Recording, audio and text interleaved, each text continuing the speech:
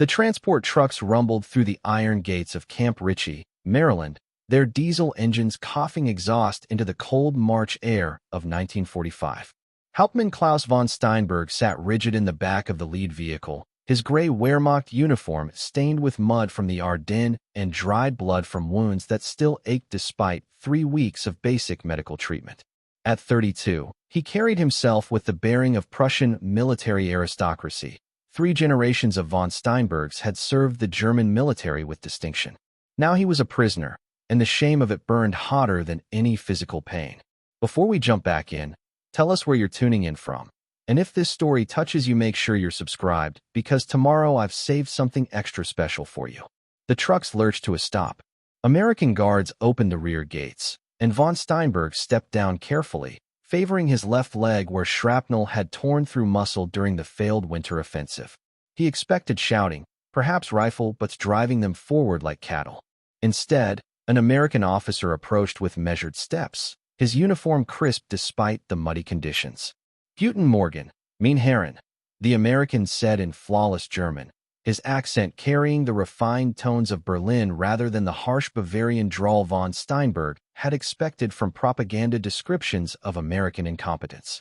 I am Major David Harrison, commander of this facility. Welcome to Camp Ritchie. Von Steinberg's tactical mind, trained to analyze terrain and assess enemy capabilities, struggled to process the cognitive dissonance. The camp spread before them like a small university campus rather than a prison. Wooden barracks stood in neat rows, their windows intact and chimneys trailing smoke. He could see what appeared to be a library, recreational buildings, even cultivated gardens dormant in the late winter chill. "This is a trick," muttered Oberst Friedrich Hartmann beside him. The 51-year-old colonel's face was carved from granite, weathered by 2 world wars and the bitter disappointment of serving under a regime that had corrupted everything he held sacred about military honor. "They soften us first, then the interrogations begin. The real camp comes later." But the real camp never came. American guards directed them through processing with professional efficiency devoid of cruelty. They surrendered weapons and personal effects, received medical examinations conducted by doctors who treated their wounds with genuine care, and were assigned to barracks that contained actual beds with mattresses, not the bare wooden planks von Steinberg had steeled himself to endure. Young Lieutenant Werner Schultz, barely 24 and still carrying the haunted look of a man who had witnessed the Eastern Front's atrocities, moved through the processing with quiet curiosity. His blue eyes, which had once held the idealism of a university engineering student, now reflected only exhaustion and questions. Unlike the older officers who clung to rigid discipline as their last defense against defeat's humiliation, Schultz seemed almost relieved to be here, away from the nightmare of collapsing armies and SS execution squads shooting deserters. The first meal arrived that evening in a mess hall that smelled of real coffee and freshly baked bread. Von Steinberg stared at his tray: roasted chicken, vegetables, potatoes with butter, and portions that exceeded what Wehrmacht officers had received even at the war's beginning. The food was abundant, prepared with care, and served without contempt. "They're fattening us for something," Hartmann said, though his fork moved toward the food with undeniable hunger. No nation treats its enemies this well, without ulterior motives. Across the mess hall, Hauptmann Gunther Wolf watched the other officers with cold calculation. At 35, Wolf represented the true believer, a Nazi party member since 1930, an SS liaison officer embedded with Wehrmacht units to ensure ideological purity. His pale eyes swept across the room, noting which officers seemed too comfortable, too accepting of American hospitality. These men would need watching. The war might be lost, but the ideological battle continued, and Wolf intended to identify the weak before American corruption spread. Von Steinberg caught Wolf's gaze and held it. He recognized the type: political officers who had undermined sound military strategy with ideological interference, men who valued party loyalty over tactical competence. The presence of such men had crippled the Wehrmacht more effectively than any Allied bombing campaign. Major Harrison appeared at the entrance to the mess hall, accompanied by a woman in civilian clothes. She was perhaps 29, with intelligent dark eyes and an expression that suggested she carried her own burdens of divided loyalty. "Gentlemen," Harrison said in German, his voice carrying across the room. Tomorrow we begin orientation sessions. You will learn about your unique status in the American camp system. I ask only that you approach these sessions with open minds. We are not here to break you. We are here to offer you something you may never have experienced in your military careers: intellectual freedom divorced from ideological constraints, and professional respect based on competence rather than political loyalty. The words hung in the air like artillery smoke. Von Steinberg felt something shift in his chest, a crack in the armor of Prussian pride he had worn since childhood. Intellectual freedom, professional respect. These were concepts the Nazi regime had systematically destroyed, replacing military excellence with political orthodoxy. Hartmann's fork clattered against his plate. Propaganda, he muttered, but his voice lacked conviction. Young Schultz leaned forward, hunger in his eyes that had nothing to do with the meal before him. Here was a young man starving for something the Wehrmacht had never provided: honest answers to difficult questions. Von Steinberg finished his meal in silence, his mind already working through the tactical problem before him. Major Harrison had not threatened or intimidated. He had done something far more dangerous. He had offered hope. And for a defeated officer who had watched Hitler's ideological madness destroy the professional military he loved, hope was the most disorienting weapon of all. That night, lying on a mattress in a heated barracks, von Steinberg stared at the ceiling and confronted an uncomfortable truth. He had expected brutality and found dignity instead. The cognitive dissonance was complete. Tomorrow would bring the next phase of whatever experiment the Americans were conducting. And despite his pride, despite his training, despite everything he had been taught about American weakness and democratic incompetence, Klaus von Steinberg found himself curious about what came next. The transformation had begun, though he didn't yet recognize it. The seminar room on the second floor of the old Maryland estate was bright with morning light as von Steinberg entered, notebook in hand. 20 German officers followed, faces tense with a mix of curiosity and hostility. At the front stood Colonel James Patterson, compact, gray-haired, precise, beside a map of Europe. "Gentlemen," he began in measured German, "today we analyze the Battle of Kursk, not as propaganda, but as military study. I present the American view. You will correct my errors. This is scholarship, not interrogation." Von Steinberg's pen hovered. Kursk, Germany's last great offensive, had been sabotaged by Hitler's delays. Patterson's next question struck directly. Why wait 2 months for untested Panthers when the Soviets were reinforcing? Telling and preparing this story took us a lot of time. So if you are enjoying it, subscribe to our channel. It means a lot to us. Now back to the story. The Führer believed technology could replace timing. Von Steinberg replied carefully. He ignored Guderian's warnings. Politics overruled strategy. Patterson nodded. Precisely. Your commanders understood tempo. Your leadership did not. For hours, they debated armored warfare as equals. Patterson analyzed German tactics with respect, criticizing only strategic arrogance. When von Steinberg challenged an interpretation of France 1940, Patterson leaned forward, eager to argue. It was the first honest military discussion von Steinberg had experienced in years. During a break, translator Dr. Elizabeth Brenner approached. "Your analysis was brilliant," she said softly. "My father studied military history in Heidelberg." Her warmth unsettled him. An American with German roots, bridging 2 worlds he could barely reconcile. When a young lieutenant asked about war crimes, Patterson's reply stunned the room. "Evil is not only immoral, it's tactically stupid." The words hit harder than accusation. They were truth stripped of politics. By day's end, Patterson invited von Steinberg to lecture at Fort Leavenworth. That night, standing at the fence line, the German officer faced a shattering realization. The Americans practiced the military professionalism his own nation had destroyed. Lieutenant Colonel Arthur Bradford arrived at Camp Ritchie on a cold April morning, his Pentagon car and quiet authority signaling purpose. Summoned to the seminar hall, 23 German officers listened as he began. "The war in Europe is ending. What comes next determines whether we build peace or merely pause between wars. The Soviet Union will be our next adversary. You, gentlemen, understand them better than anyone." Bradford's proposal stunned them. Fort Leavenworth wanted Wehrmacht officers to lecture American counterparts on operational planning, Soviet doctrine, and how ideology destroys military effectiveness. We're offering you a chance to help rebuild the profession Hitler corrupted, he said. Reactions split the room. Schultz leaned forward, eager. Hartmann's jaw stayed rigid. Wolf exploded, calling the offer treason. When he advanced on Schultz, Sergeant Kowalski, the Polish-American Guard, stepped between them.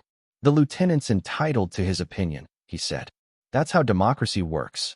His calm defiance of hierarchy embodied everything Bradford meant. Colonel Patterson then spoke, voice rough with memory. Rommel destroyed my battalion in 42. I studied your campaigns, not to hate you, but to learn. Professional soldiers honor the enemy who teaches them.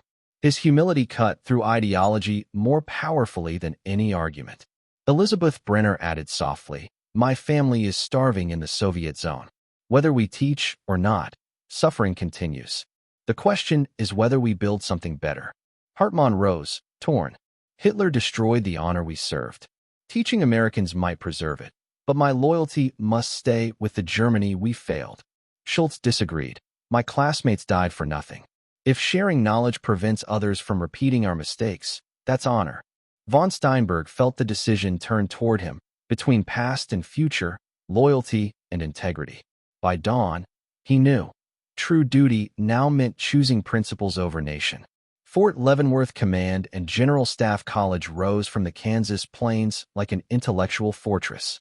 Lieutenant Schultz, a young Wehrmacht officer, faced a fear worse than combat, lecturing victorious American officers on how Germany had failed in Russia. Major Dietrich, calm beside him, offered reassurance. We're not defending Germany. We're advancing military science. Before 200 American officers, Schultz began, this is not a political defense, but an analysis of why Operation Barbarossa failed. He explained that Nazi ideology had overridden sound military planning, logistics ignored, infrastructure neglected, distances underestimated. Ideology overruled competence, he said, and saw heads nod in recognition. When the lecture ended, applause filled the hall. A U.S. colonel approached him. Excellent analysis. Would you consult on American logistics doctrine? For the first time, Schultz felt treated not as a defeated enemy, but as a professional soldier whose knowledge mattered. At Camp Ritchie, Captain von Steinberg read Schultz's letter describing the experience. They listened to me as a professional. I felt like I mattered again. The older officer, once too proud to lecture, felt an unexpected envy. Hartmann, another veteran, urged him, you're intellectually starving. They're offering the discourse we lost under Hitler. Reports from other lectures confirmed it. American officers engaged their former enemies with respect, debating technical details instead of ideology. For Dietrich and Schultz, it was vindication, the rediscovery of professionalism stripped of politics. That night, von Steinberg agreed to lecture, bringing Hartmann along. The invitation's final line struck him deeply. They're eager to learn from you. Don't disappoint them. Even a Polish-American guard admitted, you're not what I expected. You're just soldiers trying to stay professional. Watching evening fall, von Steinberg understood. The war was lost, but integrity and intellect could still be reclaimed, perhaps even learned from the victors. Fort Leavenworth rose from the Kansas plains with quiet authority, devoted to military education rather than ideology. When Captain von Steinberg and Colonel Hartmann arrived, the American efficiency and professionalism unsettled them both. Hartmann muttered, we're prisoners, not faculty, but von Steinberg replied, perhaps we're professionals contributing to a shared discipline. That evening, Colonel Patterson hosted them at the officers' club. The room buzzed with debate, American officers arguing tactics with a freedom unimaginable under Nazi rule. When Brig General Henderson recognized Hartmann as the German commander who'd crushed his battalion at Kasserine Pass, Hartmann braced for anger. Instead, Henderson extended his hand. You taught us more about armored warfare than any academy could. We study your tactics. The shock softened Hartmann's rigid posture. Henderson's words, pride is a luxury when lives depend on competence, echoed deeply. Their lectures the next day drew hundreds. Von Steinberg analyzed Blitzkrieg doctrine with clinical honesty, condemning Hitler's interference. Applause followed, not mockery, but respect. Hartmann then spoke on armored warfare, his voice strengthening as he admitted, We subordinated military competence to ideological conformity. His candor earned standing ovation and intense discussion afterward. In private, Henderson asked why Germany's military culture failed. Hauptmann answered quietly, "Because you practice what we only preached, competence over ideology, merit over loyalty." The admission marked a profound shift. That night, Hauptmann agreed to co-author a paper on tank warfare with American officers, a collaboration unthinkable months earlier. When news of Germany's surrender arrived, the two men felt not only grief but relief. "We've been freed," Hauptmann said. They realized true professionalism transcended nations. It lived where truth and merit were honored. As dawn broke, Hauptmann wrote to his wife, "These Americans practice the military honor we lost. When I return, I will rebuild ours upon their example." Summer 1945 brought mail from Germany, and with it, devastating reality. Von Steinberg's hands trembled as he read his mother's letter describing their Prussian estate, seized by Soviet forces, his father presumed dead in the war's final chaos, his sister surviving on starvation rations in the Russian zone. The words blurred as he tried to reconcile American abundance surrounding him with his family's desperate suffering. Across the barracks, similar scenes unfolded. Dietrich learned his hometown had been erased by Allied bombing, literally removed from maps. Hauptmann discovered his wife and children had fled westward ahead of Soviet advance, now living in British zone refugee camp. Schultz read that his entire engineering class from university had died defending Berlin in pointless final battle ordered by fanatics who refused surrender. Elizabeth found von Steinberg that evening staring at photographs of family he might never see again. "I'm thriving while they starve," he said quietly. What kind of son enjoys intellectual freedom while his mother faces Soviet brutality? She sat beside him without platitudes. The kind who survived, who can eventually help rebuild. Guilt won't feed your family, but the skills you're developing here might contribute to Germany's recovery. The contrast between Camp Ritchie's comfort and Germany's devastation became psychologically unbearable. Officers who'd felt guilty enjoying American hospitality now confronted horrifying reality. Returning to Germany meant abandoning prosperity, intellectual engagement, and professional respect for rubble, starvation, and Soviet occupation. Patterson organized care package program, allowing officers to send supplies to German families through military mail. The gesture was characteristically American, pragmatic compassion that addressed immediate suffering while maintaining larger strategic framework.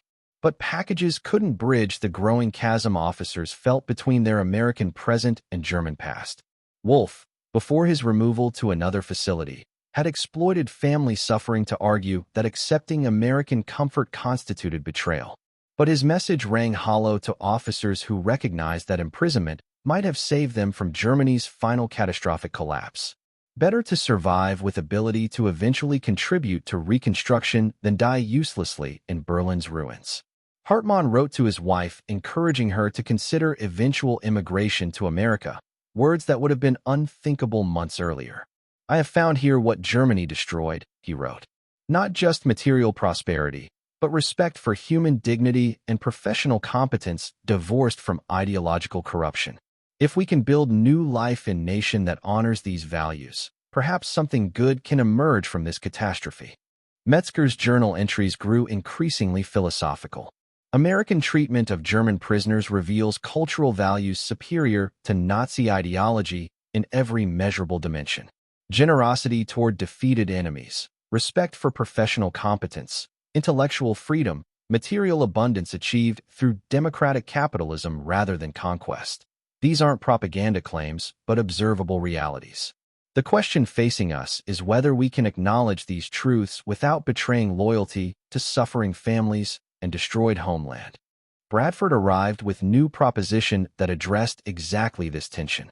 Select officers would participate in preliminary Marshall Plan discussions, contributing expertise to German reconstruction planning. The work offered redemptive purpose, transforming guilt over thriving into productive commitment to homeland recovery. Von Steinberg studied the invitation with complex emotions. Participating meant acknowledging American democratic capitalism offered better path forward for Germany than any system that had preceded it.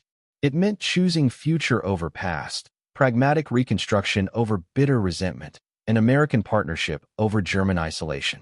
Will you do it? Elizabeth asked, her role having evolved from translator to confidant, and something deeper neither had yet named. Yes, von Steinberg said, his decision crystallizing. Not because I've stopped being German, but because I want Germany to become what these Americans have shown me is possible, a society that values competence over conformity, merit over ideology, and human dignity over political dogma. If helping design that reconstruction means collaboration with former enemies, then that's what honor requires now.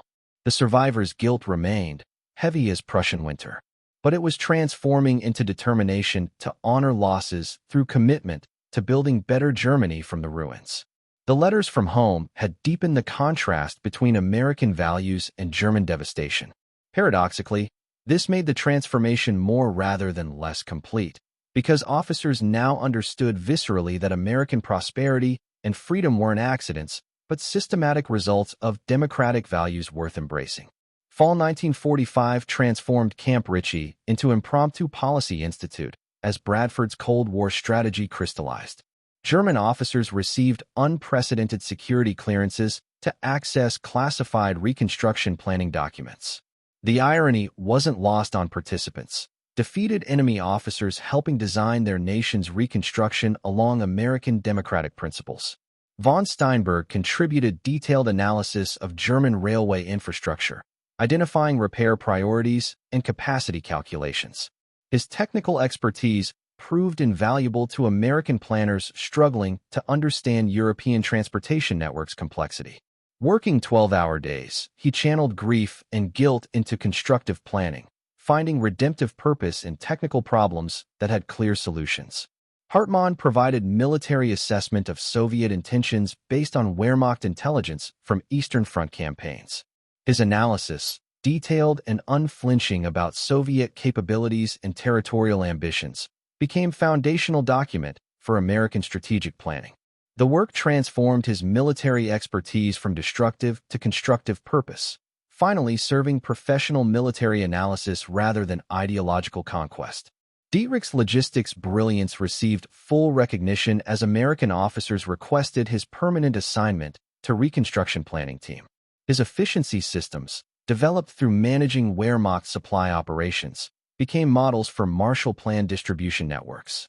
For technical specialists frustrated by years of Nazi political interference disrupting sound logistics, the American competence-based approach felt like professional vindication.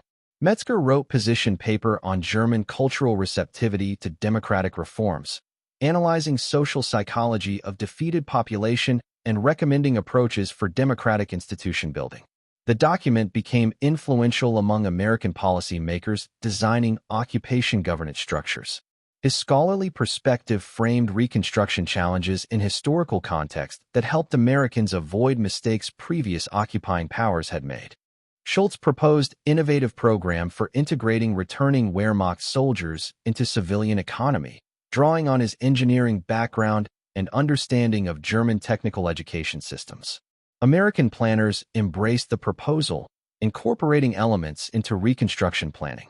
Elizabeth's role expanded beyond translation to policy contribution. Her cultural bilingualism, understanding both American democratic values and German social structures, made her an invaluable bridge between planners and German expertise.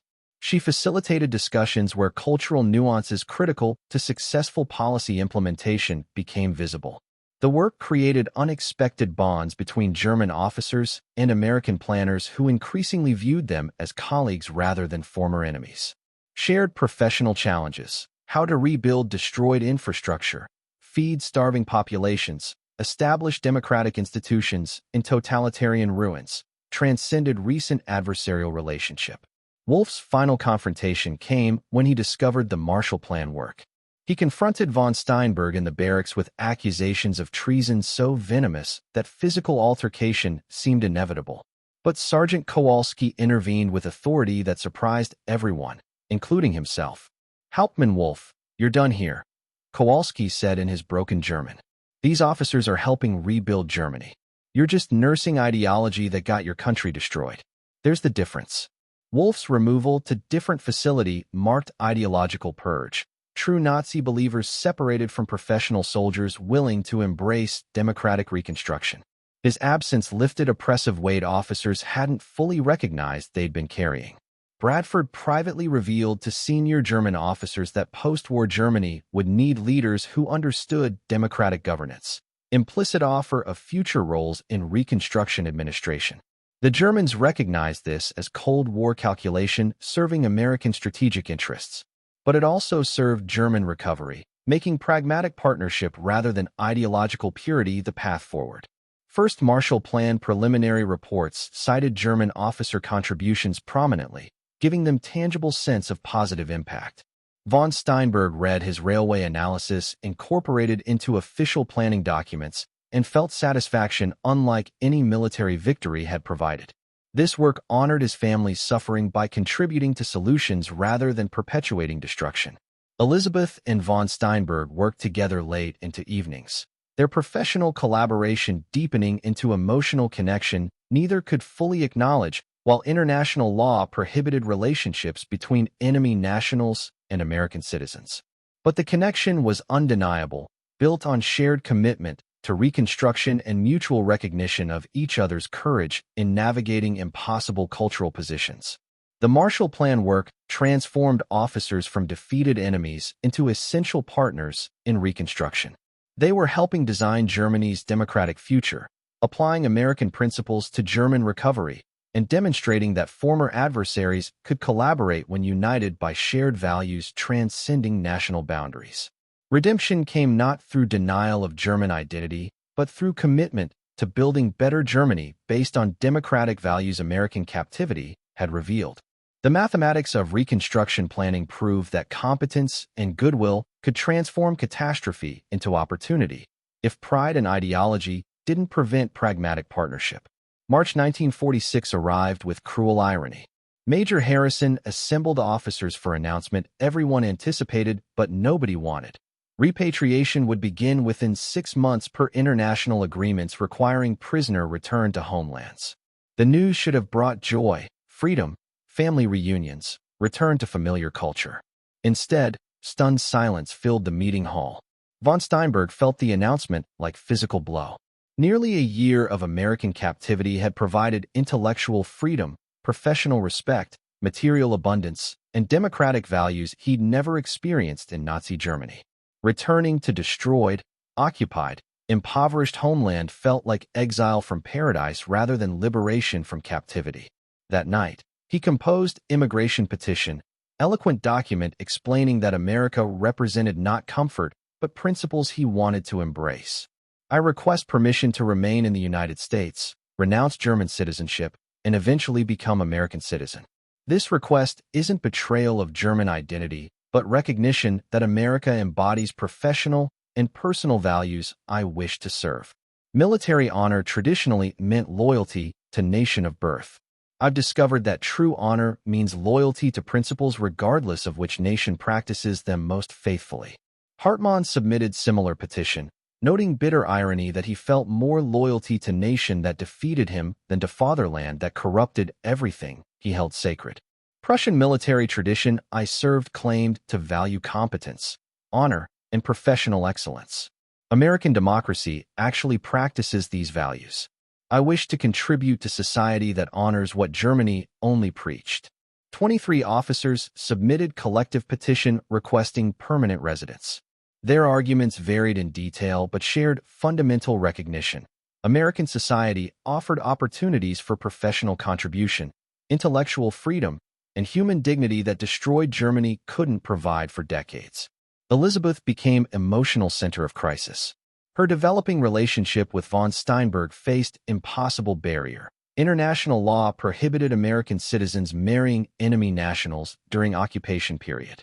Repatriation meant separation, possibly permanent given Germany's devastation and uncertain future. We'll find way, von Steinberg said, though neither believed it. After mandatory repatriation period, immigration laws may change. That could take years, Elizabeth said, tears threatening despite her professional composure. Your family needs you. Germany needs rebuilding. I can't ask you to choose me over those obligations. You're not asking. I'm choosing principles over geography, future over past. If that means patience, then we'll be patient. American officers who'd befriended Germans expressed frustration with repatriation requirements. Patterson privately told Hauptmann the program's success made mandatory return feel like punishment for transformation. You've become exactly what we hoped, professional soldiers committed to democratic values. Sending you back to Soviet occupation zones and devastated cities seems cruel reward for that transformation. Bradford revealed that State Department denied all immigration petitions. International agreements were non-negotiable regardless of individual circumstances. Legal framework established at war's beginning couldn't accommodate the unexpected transformation that had occurred.